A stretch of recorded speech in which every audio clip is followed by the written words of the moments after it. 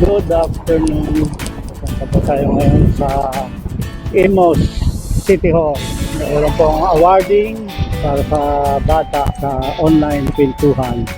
Yung nanalo po ng bike na ipamimigay po ng Senior Bikers Province of Cavite dito po sa Imus Library. Afternoon.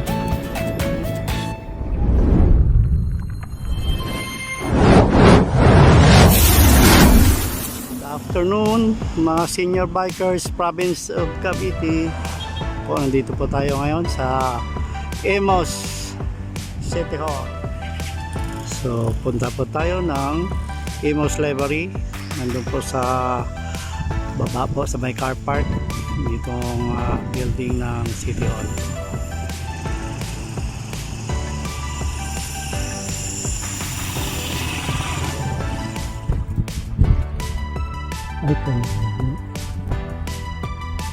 Ito po yung likod. Dito po tayo dadaan.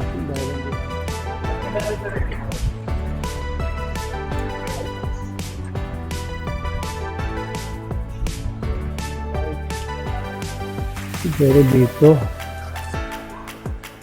Nandito na po tayo sa loob ng Imus Library. Napakaluwag po yung library po rito sa loob ng Imus. Yan po si Mayor Advincula at saka si Congressman Adrian. Yan po.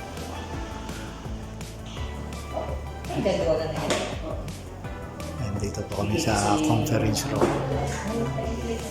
Yan si Ma'am Bing. Yan po si Maminsi.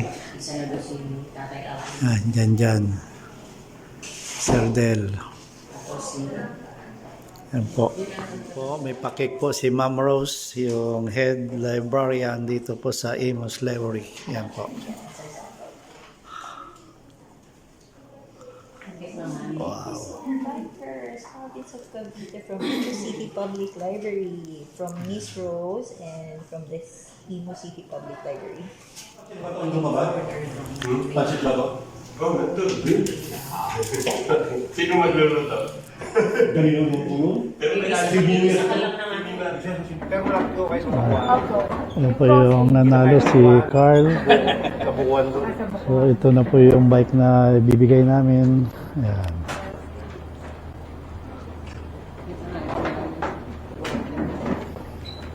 Okay po, good afternoon po sa inyong lahat.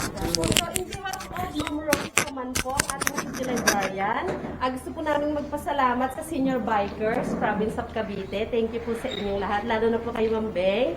Thank you so much po dahil sa ating online kwentuhan, Ma'am. So, bilang pasasalamat po ay awardan po namin kayo ng certificate. Okay po, basahin ko lang po yung content. No po, City Government of Imus, Imus City Public Library, awarding Certificate of Appreciation to Eleanor J. Valle in grateful recognition of her outstanding commitment and remarkable performance as storyteller during the storytelling session entitled Online Kwentuhan at the Imus City Public Library on September 15, 2023. Given this 15th day of September 2023 at the Imus City Public Library, Lower Ground, Imus City Government Center, Malagasang 1G, City of Imus, Cavite. Signed, Rosena B. Roman, City Librarian, and Honorable Alex L. Advincula, City Mayor. Thank you po. Thank you po, ma'am. Congratulations. Picture po. 1, 2, 3. Saba po. 1, 2, 3.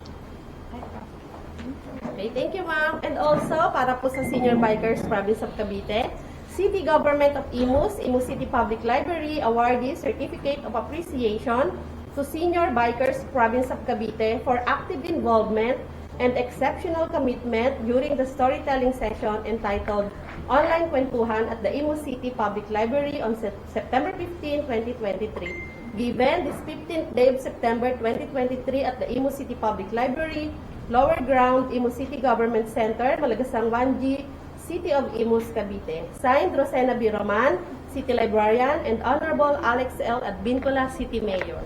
Dito po tayong lahat sa unahan para po sa po sa option. Ano kayo informe? Okay lang po. Ma'am.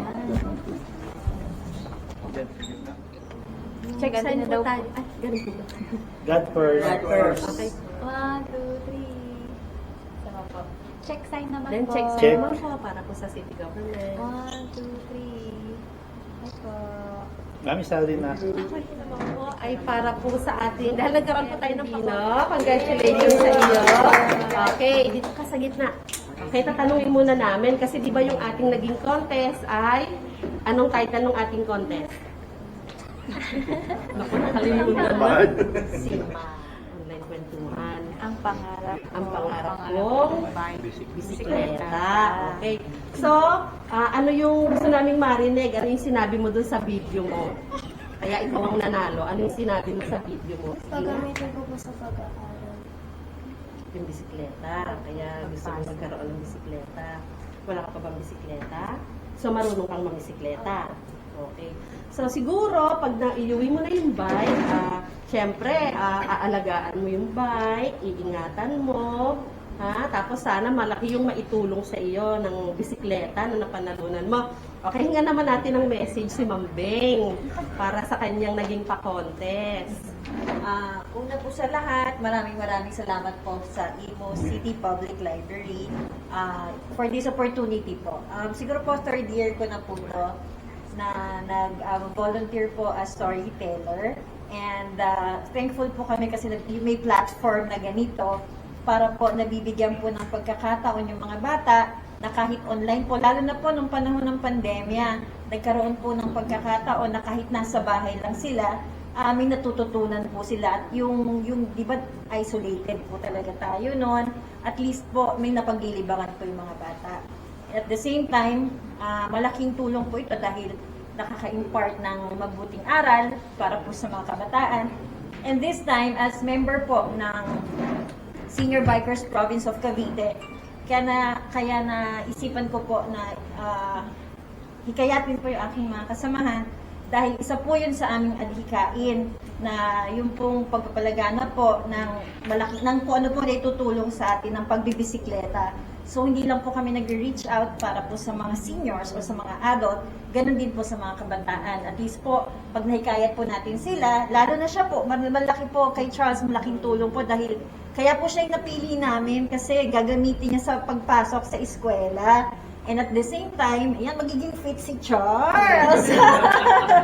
Kasi magbibisikleta na siya everyday, mas magiging maliksi siya, syempre.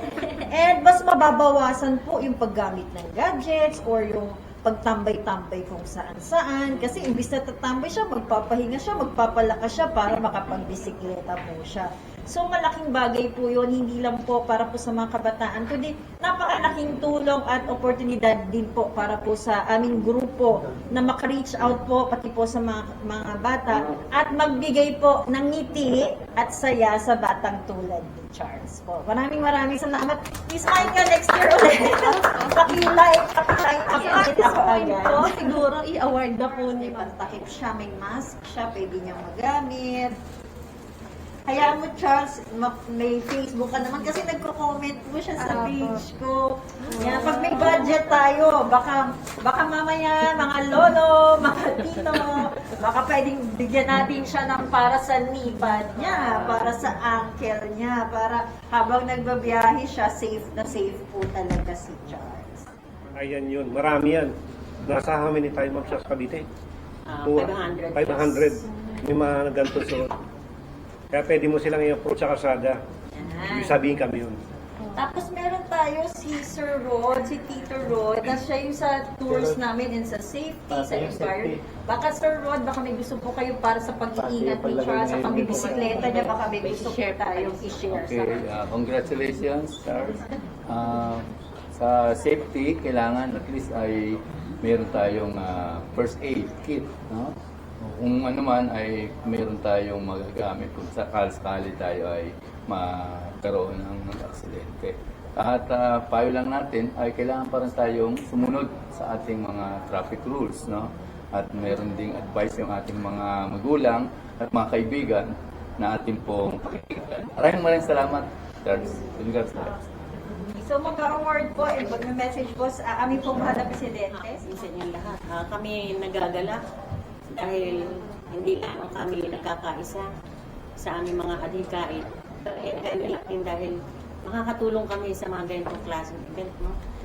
Natutuwa ako kasi talagang deserving naman siya manalo.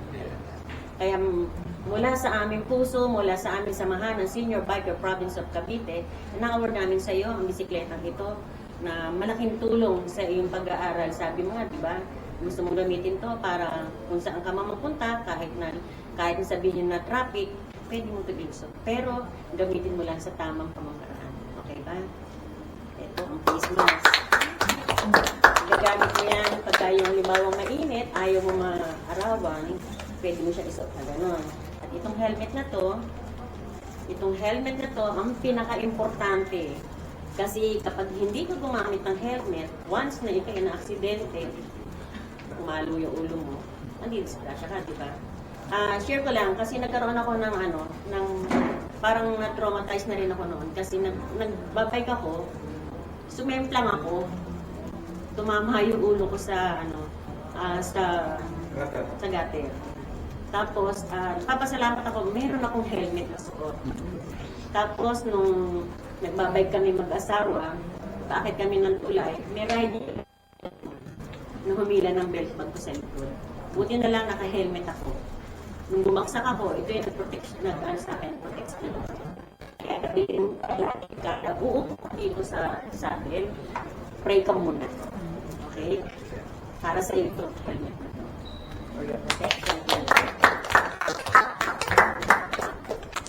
Ba't maging kasi? Medyo just na yan. Pero kita kailangan mas marami talaga. Kaya kasi maganda yung maganda. Sinabi mo, saka ipagawa mo talaga. Ipolso talaga ang sarap. Marami kayo ng laban, pero karamihan po sa senior, ikaw napili. Kaya kung makikita mo kami, mga senior, totoo, pwede po namin siyang isama sa grupo namin. Kasi po, ang age bracket namin ay 35 pataas. Tapos, pagka 34 pababa po, sinasama pa rin namin as honorary member. Kasama ng mga outside Cavite. Meron kasi po nag-join sa amin na hindi taga Cavite, ina-accept pa rin namin sila pero honorary. Sila pwede lang humawak ng position. Pero pwede sila mag-irregular. Ganun din si Charles. Kung pwede po namin siya i-adapt as a Senior Bikers Province of Cavite, honorary member. Baby namin po. Charles, gusto mo magkaroon ng ganito uniform? Yes, O grievances. Ayan, grievances. Paano yan? Ang ID niya. Grievances yan. Pwede rin. Sponsor namin, grievances. Masasabi ko lang sa'yo, matuto ka pag-aralan mo yung mga kung kakanan ka, magkasign ka ng mga gano'n. Kakaliwa ka gano'n. Yung stop, nakaganon ka. Tapos, kailangan, may ingat ka magpatakbo. Hindi yung, siyempre, mga kaibigan mo, hey, tara, hindi gano'n. Parang kaibigan ni Mapo. Diba? Yun lang. Saka kahit malayo pupuntahan mo, malapit, mag-helmet ka. Bagay, Adjust lang. lalong gumandang lalaki. Magiging fit na Anong size ba ng shirt? Yung mga reminders habang nagbabike. O sana mas pag-aralan mo pang mabuti yung kumbaga yung paano mag-ingat habang nagpapatakbo ng bisikleta, no? And syempre, ayan, adapted ano ka na nila, member ka na nila, di ba? So magiging fit ka na, magiging healthy pa. So ano ngayon yung masasabi mo naman sa ating mga senior bikers? Thank you po. Grabe, nigay niyo pong bike. Mahiyain po si Charles. Bukas, magbabaylin. Sasama ka ba? Pasok pa yan eh. Pasok yan eh. O, sa Kibyang ka na lang sumama. Okay, so in behalf of City Government of Imus po at ng Imus City Public Library, gusto po namin muli magpasalamat po sa Senior Bikers Province of Cavite para po sa opportunity po na naibigay po natin kay Charles. No po, So maraming salamat po muli sa inyong lahat. Thank you po. Hindi ko naman maging part kami sa inyo. 1, 2, 3, smile. Isa pa po. 1, 2, 3, smile. Check sign po. 1, 2, 3, smile. Isa pa po. 1, 2, 3. Ito po. Thank you. Thank you po. Para mapatunayan namin talaga marunong ka mag-bike. Ito, adjustment. Tulong pa lang. Tulad yan, dyan, bumaba na dyan, di ba?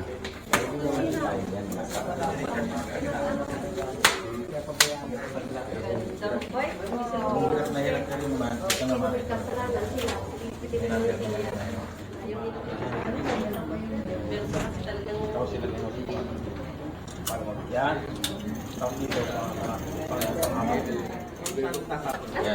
bumaba siya. Ang up sa baba. Sa baba. Yan, pwede na yan. Nasa gitna, oh. Preno. Okay. Adjust na lang yan. Yan. 40 pesos yan. Ah, 100 pala yan. Daig tayo. Ako din, walang Tayo ganyan. Okay, kayo. Tsaka kailangan pag magbabay ka, hindi ganyan kalaki sa lawan ng suot.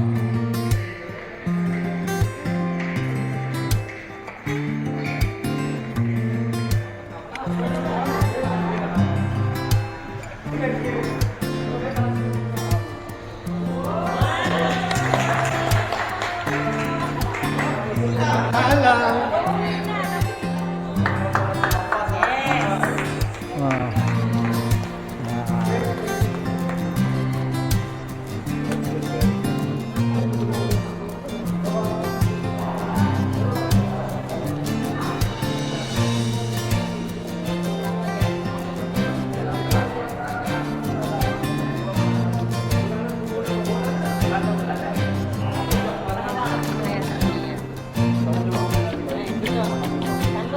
Yan, dito ma'am, kasi madilim. Yan.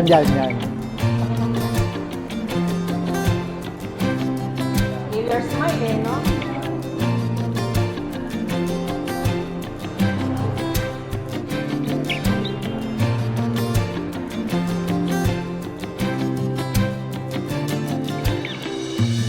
Dami natin.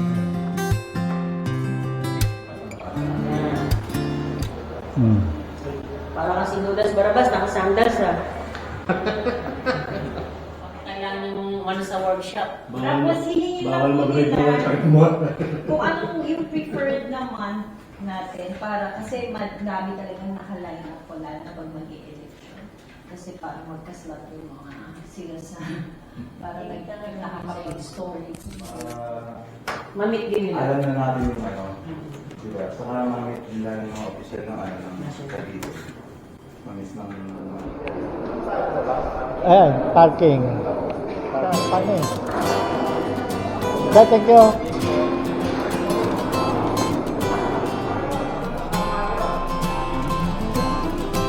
Mulan nga.